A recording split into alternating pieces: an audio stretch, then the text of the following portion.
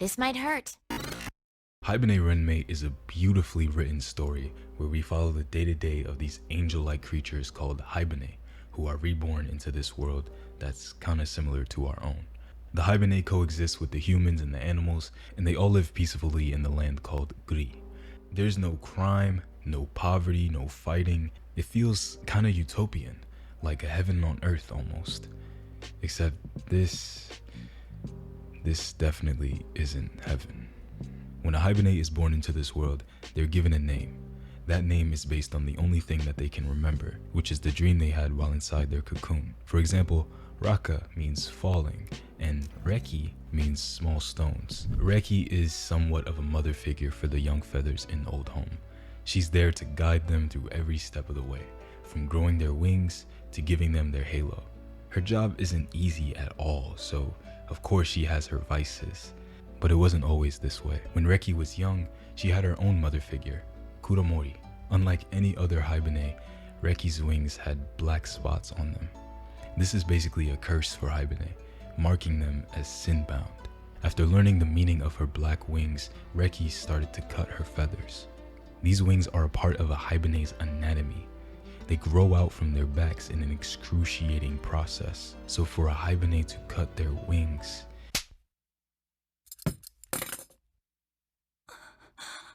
Kuramori was there, like she always was, to love and accept her no matter what, to get upset on her behalf, and to go into the woods in search of medicine to heal her stained wings.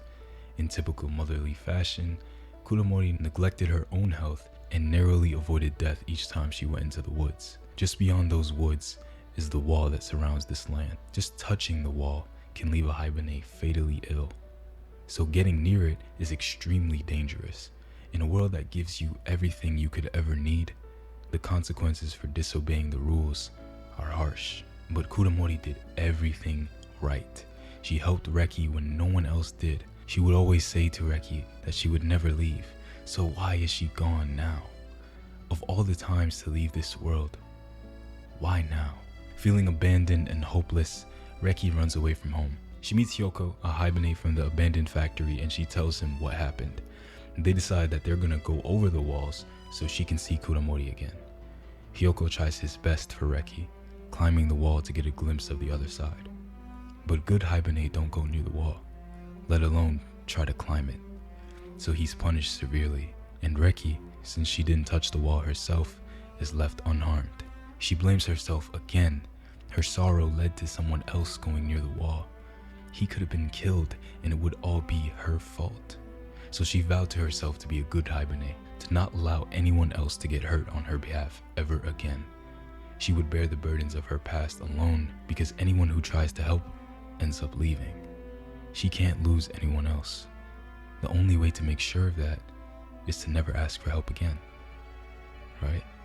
When Raka was born, she was a mess. This new world completely confused her, which was totally normal, but her desire to find her purpose for being here was constantly in the back of her mind. Everyone else had their role. Working at the bakery, the library, or the cafe, they all seem like they just know what they're doing. And Raka is just there. It's not like she doesn't have any friends. Everyone in the town treats her with respect and cares about her well-being, especially Ku, one of the young feathers who quickly became Raka's friend.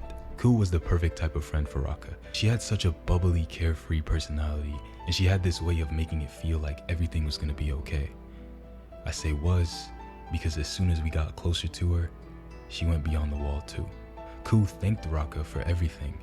She was happy to pass on because it meant that she could be even more free than she was while living at Old Home. She accepted her fate and cherished every moment she got to spend with her friends. So like every good Haibane, her day of flight came for her and her alone. But Raka was devastated. She didn't understand why this had to happen. With her mind racing with every possibility, she turns to her friends, and their words only deepen the hole in her heart. No one understands me. The fact that everyone else was okay with what happened to Ku, that idea was etched into Raka's mind as she keeps questioning the world around her, only for her every word to fall on deaf ears. She becomes sin-bound, hating the fact that she can't answer the most important question to her. Why me? So she runs away from old home, looking for Ku, maybe, I don't know. But she wants an answer, a sign from God, something that would make all this pain make sense. Falling. Again. But this time it's different. For some reason, this crow that saved her gives her a feeling of nostalgia. While the members of Old Home are out looking for her, Raka mourns the crow. She doesn't know why, but it just feels like something she has to do. After getting ignored, she goes to the wall herself. And of course, she touches it. She ends up telling the communicator what she remembers of her past, how alone she felt, and how the crow was someone who tried to save her. The communicator tells her what it means to be sin-bound, and tells her the riddle of the circle of sin. To recognize one's own sin is to have no sin. Raka asks if recognizing her sins will erase them, but no one can answer that question but herself. The circle of sin is a self-inflicted curse, knowing that you've done wrong and blaming yourself for it.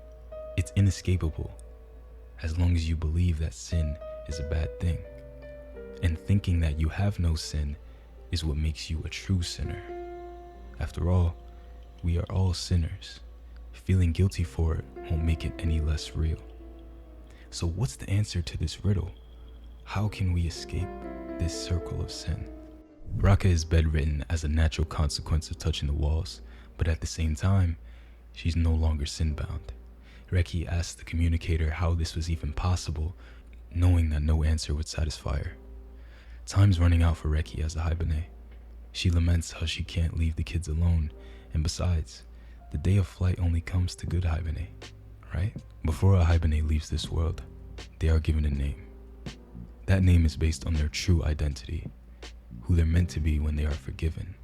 For example, Raka's true name is Connected or Meddling Nut, and Reki's means to be run over. It's time for Reki to leave this world. So Raka walks into her room with one final gift. This is the story of a young girl who was called Reki. She was doomed to a most unfortunate fate and lost the people she could share her sorrow with. Believing herself worthless, she called herself Reki, using the sign which meant small stones. However, the sign that expresses her true name means the one who was run over and torn asunder. Reki fully accepts this story.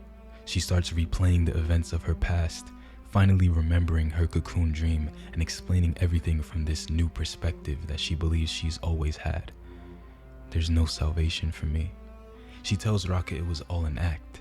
Only when she was being a good Haibane, she believed that maybe one day it would all be over, that no one else would leave, no one would have to get hurt because of her. She could let go of all the guilt and finally be happy. But what's the point of being good in a world that constantly betrays you?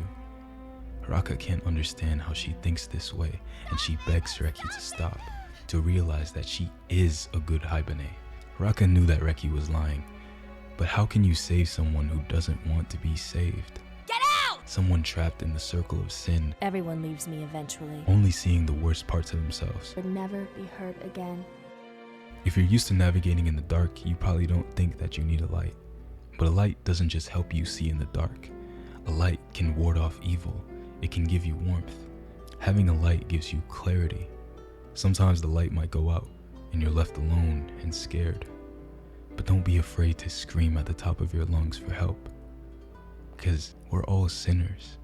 And by acknowledging that, you are free of your sin. There's this parable in Buddhism called the 2 arrows. I'm sure you heard of it, but if you haven't, I'm gonna paraphrase it. Everyone gets hit by the first arrow. It's a natural consequence of life. But this second arrow is a manifestation of your anger towards that situation. And you take it and you stab yourself with it to punish yourself for getting hit by the first arrow. Almost as if to say, I should have saw that coming. Why did I let that happen to me? And you blame yourself for the negative circumstances in your life. Some of us don't just have a second arrow. Some of us make a third and fourth or fifth 6th arrow. But that first arrow, that thing that initially hurt you, it's not your fault. Sometimes there is no closure, there's no answer, there's no one to blame. So you turn inward and you blame yourself. And that's what perpetuates the circle of sin. And the only way to honestly end that cycle is to forgive yourself. And I think that's one of the biggest lessons that I got from Haibane Renmei. There's so much subtext in this show, so many underlying messages that are woven into the characters and the world itself. I can't put it all into one video. Otherwise this video will be like 8 hours long. So those are my thoughts for now. I do plan on talking about this anime again in the future. If you've watched this show and you enjoy it and you love it and you want me to talk about it again, let me know. And with that being said, subscribe to the channel. I make stuff like this all the time. And we are on the road to 1,000 subscribers. We're in the final stretch. Thank you guys so much for all of your support on my recent videos. And a very, very, very, very special thank you to my Patreon members. And another very special thank you to Marianne for recommending me this anime and helping me make this video for y'all.